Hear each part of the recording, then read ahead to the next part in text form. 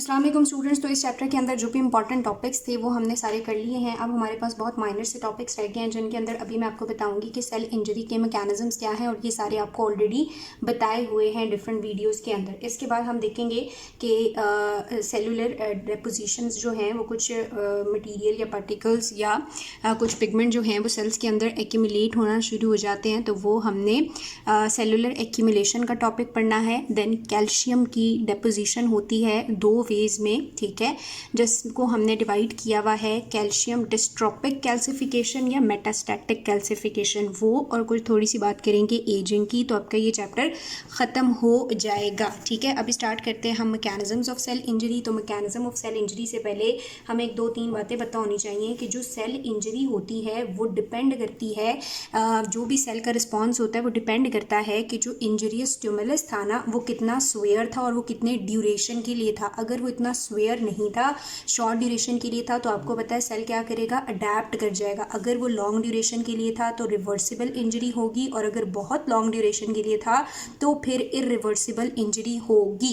दूसरी बात उसने डिस्कस की हुई है कि हमारे पास जो इंजरी होती है वो डिपेंड करती है कि जो सेल है वो कौन सी टाइप का है, ठीक है, वो जो सेल है उसका जेनेटिक मेकअप कैसा है और वो सेल अडेप्ट करने की कितनी एबिलिटी रखता है। फॉर एग्जांपल वो कहता है कि अगर हम क्या करें, हाइपोक्सिया हो जो कि मोस्ट कॉमन कॉज था इंजरी का, और फॉर एग्जांपल आगे से इस्कीमिया भी है और ब्लड सप्लाई रिमूव हुई भी है स्ट्राइटेड स्केलेटल मसल्स की तरफ, तो जो स्ट्राइटेड स्केलेटल मसल्स है ना वो कम से कम 2-3 घंटों तक सर्वाइव कर सकते हैं। इसका मतलब है सेल्स जो हैं वो डिफरेंटली इंजरियस स्टिमुलस को रिस्पॉन्ड करेंगे। 2-3 घंटों तक स्ट्राइटेड स्केलेटल मसल्स जो हैं वो इस्कीमिया के साथ सर्वाइव कर सकते हैं। जबकि अगर हम इसको कंट्रास्ट करें कार्डियोवैस्कुलर सिस्टम के साथ, तो कार्डियोवैस्कुलर जो मायोकार्डियम के सेल्स हैं वो 20 to 30 मिनट का इस्कीमिया बर्दाश्त करते हैं और उसके बाद इनकी क्या स्टार्ट होना शुरू हो जाती है, नेक्रोसिस और डेथ। और अगर हम बात करें सेंट्रल नर्वस सिस्टम की, तो उसके जो सेल्स हैं वो सिर्फ 2 से 3 मिनट का इस्कीमिया बर्दाश्त कर सकते हैं, इससे ज़्यादा नहीं। तो जो इस्कीमिया है या जो इंजरी होनी है वो डिपेंड करेगी सेल्स के जेनेटिक मेकअप पे। तो आपने याद रखना है सबसे जल्दी कौन से सेल्स की डेथ स्टार्ट होती है, CNS की, और सबसे ज़्यादा इस्कीमिया के साथ कौन सर्वाइव कर सकते हैं, स्ट्राइटेड स्केलेटल मसल। तो ये एक बात रॉबिन्स में हुई हुई है, दूसरी बात ये हुई हुई है मैकेनिज्म में, और तीसरी बात वो ये करता है कि जब सेल इंजरी होती है तो इस सेल इंजरी के रिस्पॉन्स में सेल्स के अंदर जितनी भी ऑर्गेनलीज पड़ी हुई हैं, किसी स्पेसिफिक ऑर्गेनली का बायोकेमिकल और फंक्शनल लॉस होता है और उस लॉस की वजह से डेथ होती है। और अब आप इसमें कौन सी एग्जांपल दे सकते हो, माइटोकॉन्ड्रिया की। हमने प्रीवियसली पढ़ा कि जैसे ही हाइपोक्सिया होगा, इस्कीमिया होगा, माइटोकॉन्ड्रिया को ऑक्सीजन नहीं मिलेगा, माइटोकॉन्ड्रिया को ऑक्सीजन नहीं मिलेगा तो ये ATP नहीं बनाएगा, और जब ये सिर्फ ATP नहीं बनाएगा तो इतने ज़्यादा मसले क्रिएट हो सकते हैं कि सेल की डेथ हो जाएगी। तो इंजरी के रिस्पॉन्स में क्या होता है, ऑर्गेनलीज इफेक्ट होती हैं जो कि डेथ कॉज करा देती हैं। अब हमारे पास ये जो मैकेनिज्म है इंजरी का, इंजरी के डिफरेंट कॉजेज़ हैं जिन्हें मैंने आपके साथ पहले भी डिस्कस किया हुआ है, और आज हम उन्हीं को थोड़ा डिटेल में करेंगे। सबसे पहला जो मोस्ट कॉमन रीज़न है वो क्या है, हाइपोक्सिया। सो हमने हाइपोक्सिया को डिस्कस करना है कि हाइपोक्सिया किस तरह से इंजरी कॉज करता है और क्या कंसिक्वेंसेस होते हैं। देन हाइपोक्सिया के बाद हम देखेंगे कि हमारे पास किस तरह से रीपरफ्यूजन इस्कीमिक इंजरी जो है वो इससे क्या मुराद है और ये किस तरह से होती है। और उसके बाद हमने डिस्कस करना है कि इंजरी के टाइम बहुत ज़्यादा रिएक्टिव ऑक्सीजन स्पीशीज़ जनरेट होती हैं और ऑक्सीडेटिव स्ट्रेस डेवलप होता है। तो ये ऑक्सीडेटिव स्ट्रेस कैसे डेवलप है, रिएक्टिव ऑक्सीजन स्पीशीज़ कब कहाँ कैसे बनती हैं, क्या उनके नेगेटिव इम्पैक्ट हैं और हम कैसे उनको न्यूट्रलाइज कर सकते हैं। इसी तरह जब सेल इंजर्ड हो रहा होता है तो एंडोप्लाज्मिक रेटिक्यूलम पे स्ट्रेस बढ़ जाता है, उसको कहते हैं ज़्यादा से ज़्यादा प्रोटीन बनाओ ताकि सेल जो है वो अपनी इंटीग्रिटी को मेंटेन कर सके। तो एंडोप्लाज्मिक रेटिक्यूलम के ऊपर स्ट्रेस बढ़ता है जिसे हम क्या कहते हैं, एंडोप्लाज्मिक रेटिक्यूलम स्ट्रेस कहते हैं, ठीक है। मिस फोल्डेड प्रोटीन्स बनना शुरू हो जाएंगी और वो मिस फोल्डेड प्रोटीन्स जो है वो उसको कहाँ ले जाएंगी, डेथ की तरफ। इसी तरह अगर हमारे पास कोई पेशेंट जो है वो UV रेडिएशन से उसका एक्सपोजर है, वो कैमो ले रहा है या कुछ टॉक्सिन्स हैं, तो वो क्या करते हैं, उसके DNA को डैमेज कर देते हैं। और DNA डैमेज जब होता है तो किस तरह से सेल को डेथ की तरफ लेके जाएगा ये डिस्कस करेंगे हम। बेसिकली हमने यहाँ पे मैकेनिज्म्स डिस्कस करने हैं और फिर एंड पे हम बात करेंगे कि इन्फ्लेमेशन की वजह से किस तरह से सेल डेथ होती है। सो सेल इंजरी और सेल डेथ के डिफरेंट मैकेनिज्म्स हमने डिस्कस करने हैं। सो स्टार्ट करते हैं सबसे पहले हाइपॉक्सिया से, ठीक है। हाइपॉक्सिया का क्या मतलब है? हाइपॉक्सिया का मतलब है कि ऑक्सीजन कम है, ठीक है।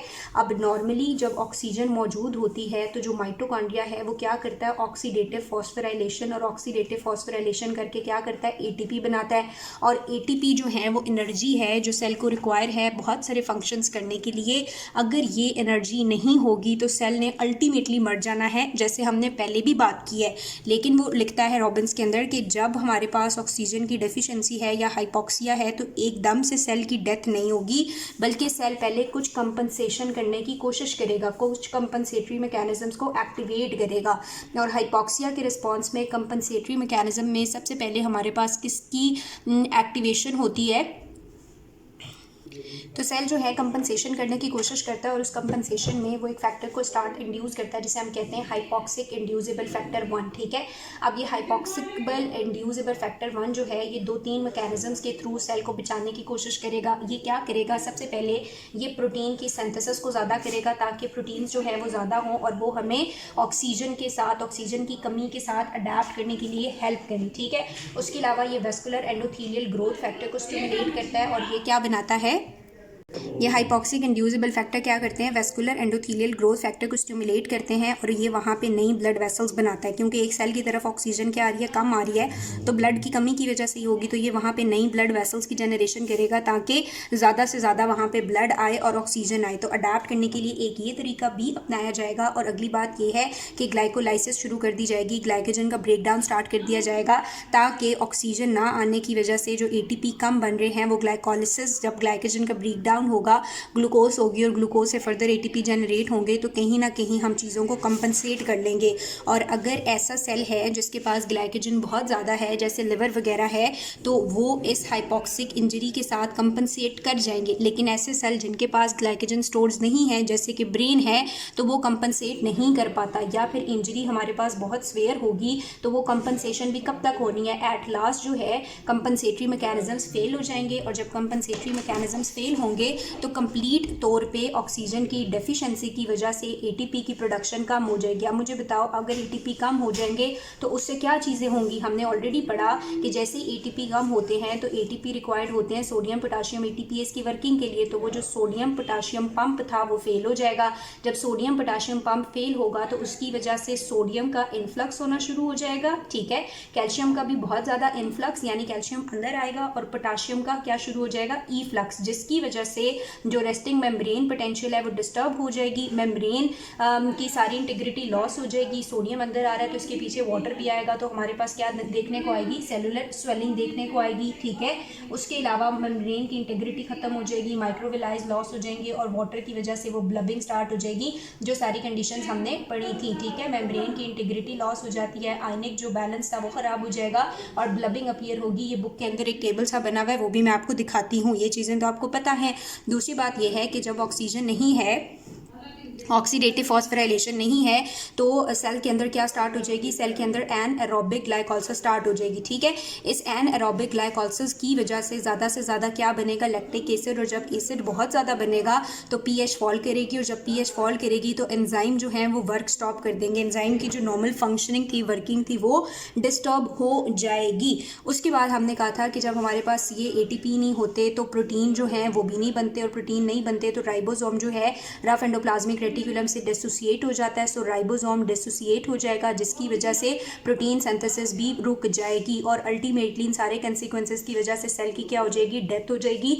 तो हाइपॉक्सिया इस तरह से सेल डेथ कॉज करता है। अगर हाइपॉक्सिया की वजह से वो सेल डेथ पूछते हैं तो उसमें आपने ये सारी चीज़ लिख के आनी है। अभी मैं आपको बुक से भी दिखा देती हूँ कि बुक में इन्होंने इस चीज़ को कैसे एक्सप्लेन किया हुआ है। ये एक्सप्लेन किया हुआ है कि अगर इस्कीमिया है, यहाँ पे वो बात की हुई है कि ये नॉर्मली अडेप्ट करने की कोशिश करेगा, लेकिन अगर ये अडेप्ट नहीं कर सकता, एटीपी के लेवल बहुत गिरेंगे, ये सारी मेम्ब्रेन डिस्टर्बेंस होगी, एरोबिक ग्लाइकोलाइसिस, पीएच फॉल करेगी, प्रोटीन सिंथेसिस रुकेगी और अल्टीमेटली सेल की डेथ हो जाएगी, ठीक है। अब दूसरी बात हमने करनी है इस्कीमिक रीपरफ्यूजन इंजरी की। यहाँ पे क्या इंपॉर्टेंट बात है बच्चों, देखो नॉर्मली जो इस्कीमिया है वो क्यों हुआ?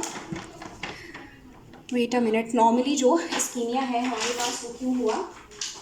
क्योंकि हमारे पास ब्लड नहीं था। तो अगर हम क्या करें, किसी भी तरीके से वहाँ पे ब्लड को दोबारा वापस लेके आ जाएं, तो क्या हम इस इस्कीमिया को प्रिवेंट कर सकते हैं। ठीक है, फॉर एग्जांपल समझ लो ये एक सेल था और क्योंकि यहाँ पे जो ब्लड था वो कम हो गया था। ठीक है, ब्लड नहीं आ रहा था तो ऑक्सीजन नहीं आ रहा था, ऑक्सीजन की डेफिशिएंसी थी और ऑक्सीजन की डेफिशिएंसी की वजह से यहाँ पे क्या हो गई, इंजरी हो गई। ठीक है, अब आइडिया तो ये है कि अगर हम यहाँ पे क्या करें, ब्लड फ्लो बढ़ा दें, तो ब्लड फ्लो बढ़ने से ये जो इंजरी है इसको रिवर्स हो जाना चाहिए ना।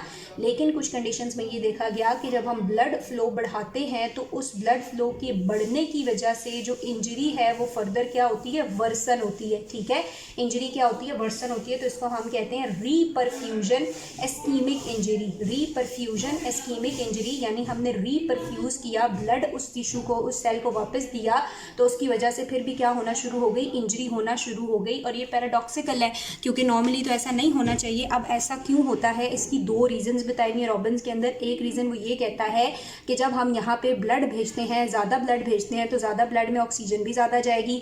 लेकिन क्योंकि सेल ऑलरेडी इस्कीमिया से सफ़र कर रहा था, तो जो माइटोकॉन्ड्रिया था उसने थोड़ा काम करना छोड़ा हुआ था। ठीक है, माइटोकॉन्ड्रिया इस हालत में नहीं था कि वो इस सारे ऑक्सीजन को मेटाबोलाइज कर सके, ऑक्सीडेटिव फॉस्फोराइलेशन कर सके। वो इस सारे ऑक्सीजन को रिड्यूस नहीं कर पाएगा। क्यों रिड्यूस नहीं कर पा रहा, क्योंकि माइटोकॉन्ड्रिया ऑलरेडी इस्कीमिक इंजरी से सफ़र करने की वजह से थोड़ा वीकन हो चुका है। तो ये जो ऑक्सीजन इस ब्लड में गई है, ये सारी की सारी ऑक्सीजन ऑक्सीडाइज हो जाएगी और जब ये ऑक्सीडाइज होगी तो क्या बन जाएंगी, reactive oxygen species.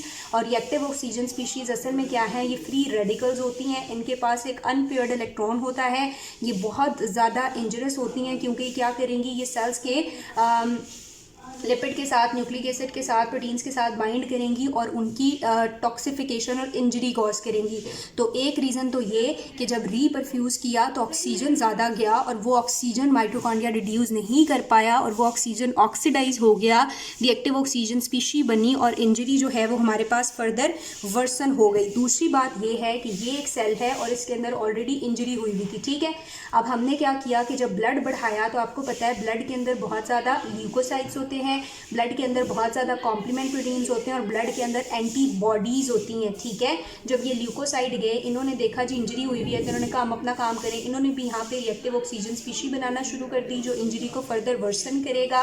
Same as complement protein और एंटीबॉडीज़ जब गई और उन्होंने देखा कि इंजरी हुई भी है, तो उन्होंने इम्यून रिस्पॉन्स को इनिशिएट किया।